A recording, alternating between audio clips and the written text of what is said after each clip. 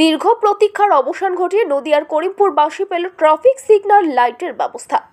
Krishnanagar police ডিস্ট্রিক্টের উদ্যোগে ৭৩ traffic গার্ডের তত্ত্বাবধানে করিমপুর ট্রাফিক পুলিশের সহায়তায় পেল করিমপুরবাসী ট্রাফিক সিগন্যালিং লাইটের ব্যবস্থা।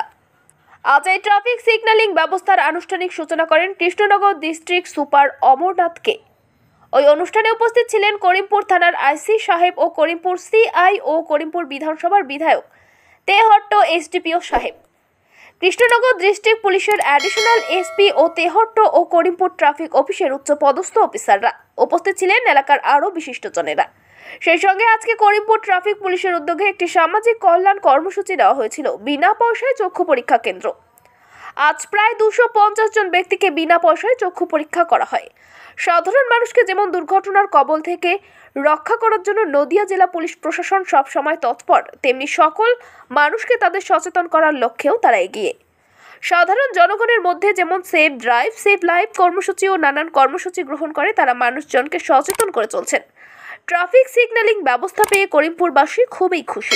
করিমপুরে একটা মেডিকেল চেকআপ ক্যাম্প, তার সাথে আমাদের যে করিমপুর যে মোড়ে একটা ট্রাফিক সিগন্যাল উদ্বোধন হয়েছে। তো এটা আমরা অনেক দিন ধরে এখন আমাদের করিমপুর কেন্দ্র করে আমাদের অনেক ট্রাফিক ডেভেলপমেন্টসগুলো হচ্ছে। করিমপুরে একটা আমরা স্পেশাল ট্রাফিক অফিস খুলেছেন, একটা স্পেশাল ট্রাফিক ওসি দিয়েছেন। তার সাথে সাথে করিমপুর অনেকটা এখন আরবানাইজেশন হচ্ছে, সেই জন্য বেটার ভেহিকল কন্ট্রোল ও ট্রাফিক কন্ট্রোলের জন্য আমরা আজকে যে ট্রাফিক সিগন্যালস উদ্বোধন করেছেন, আমরা আশা করি কি পাবলিক ওটা ফলো করবে, যে ট্রাফিক সিগন্যালগুলো ফলো করে প্রপারলি গাড়ি চালাবে। এক বছর আগে আপনাকে বাস উৎপাদন এখান থেকে বলা হয়েছিল, সেটা কার্যকরী করবে। হ্যাঁ, এটাই আমরা আমাদের দেখতে পাই। ও ঠিক আছে, মানে আমরা যত আছেন যে ট্রাফিক মানে উইং আছে এখানে, ওর লোকাল পাবলিক ওর মানে লিডার্স যারা আছে সবাই আমাদেরকে হেল্প করেছেন, কিন্তু এটা জাস্ট স্টার্টিং, অনেকটা আমাদেরকে ইমপ্রুভ করতে হবে, প্ল্যানিং করতে হবে। তো সেই জন্য আমরা কথা চালাচ্ছেন। I hope as an maybe in couple of years আমরা রেজাল্টস পাবো।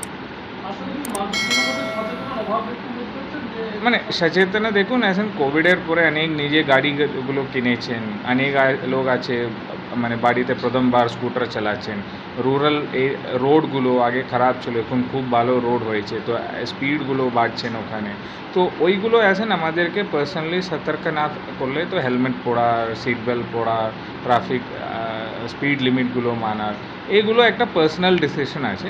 তো ওইগুলো আমরা আশা করি, আমরা তো আমাদের তরফ থেকে sensitisation schools, colleges, local self help groups আর বাকি যে রেসিডেন্টস অ্যাসোসিয়েশন, এইসব নিয়ে আমরা আমাদের সেন্সিটাইজেশন প্রোগ্রামগুলো করছি। তবু এখন আমরা আশা করি আপনাদের মিডিয়ার মাধ্যমে এখন লোক ওর সচেতন হলে। যদি এখনও আমাদের খবরের দর্পণ চ্যানেলটি সাবস্ক্রাইব না করে থাকেন, তাহলে এখনই সাবস্ক্রাইব করুন, সঙ্গে বেল বাটনটি ক্লিক করুন আর পেয়ে যান সব খবরের দ্রুত ভিডিও আপডেট।